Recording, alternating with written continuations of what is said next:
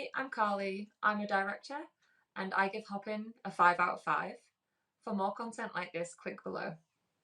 So when we looked at Hopin, we did look at some other providers in a similar space.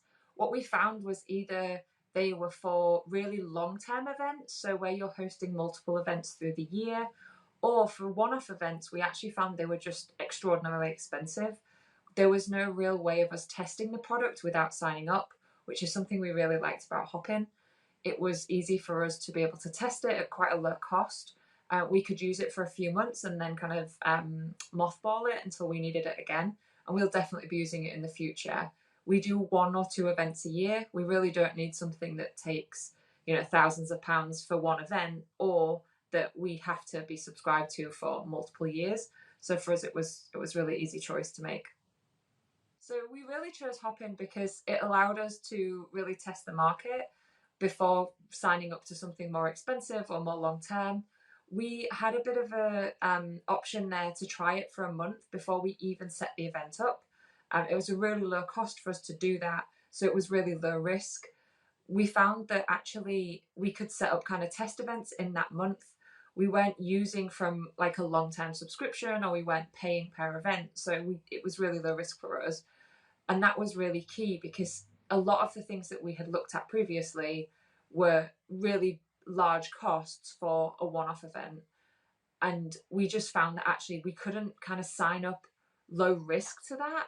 We either had to choose or not. With Hopin, we found that we were able to sign up at low cost, use it once, trial it on some smaller events, and then really kind of get ourselves in for our main event for the seminar for the year.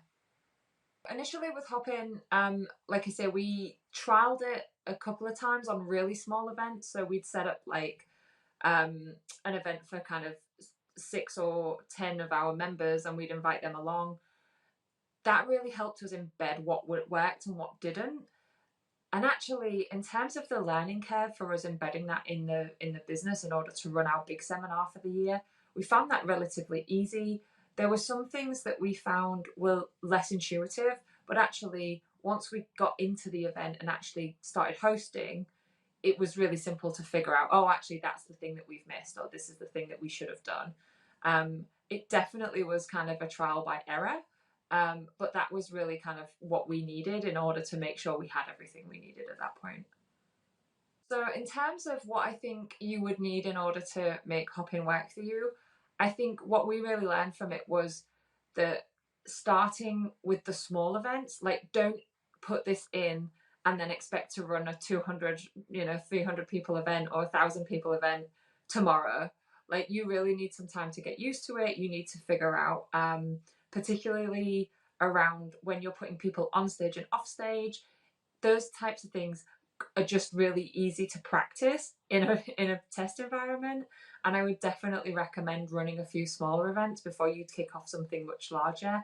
That really helped us in terms of learning what worked for us, what didn't work for us, and in terms of kind of getting used to the terminology that Hopin uses around when you're presenting internally, when somebody's on stage, when somebody's off stage.